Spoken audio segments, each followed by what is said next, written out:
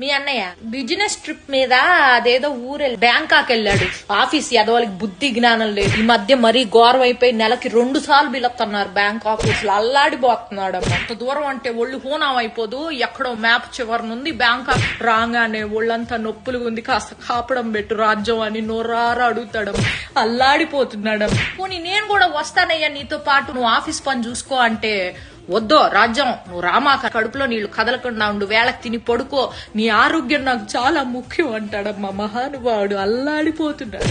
ఓ రోజైతే అర్ధరాత్రి పూట ఆఫీస్ నుంచి పూజ అనే అమ్మాయి ఫోన్ చేసి నువ్వు ఉన్న పళంగా రావాలి అర్జెంటుగా అని చెప్పేసేసరికి మనిషి ప్యాంటు చొక్కా వేసుకుని గబా గబా బయలుదేరిపోయాడమ్మా. తెల్లారొచ్చాక తెలిసింది ఆ పూజ అనే అమ్మాయి ఫోన్ చేయకపోతే ఉద్యోగం కాస్త ఊడిపోయేది. అల్లాడిపోతున్నాడమ్మా మనిషి. అసలు ఏమైంది తెలుసా, నేను పుట్టిన నుంచి వచ్చేటప్పటికి ఇంట్లో ఒక అమ్మాయి ఉంది.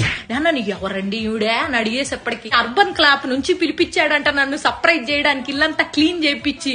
కాకపోతే నేను వచ్చేటప్పుడు మరి క్లీనింగ్ ఏమీ చేయలేదు, మరి టైం అయిపోయిందో ఏమో గాని అల్లాడిపోతా ఉంటాడు ఎప్పుడు చూసినా.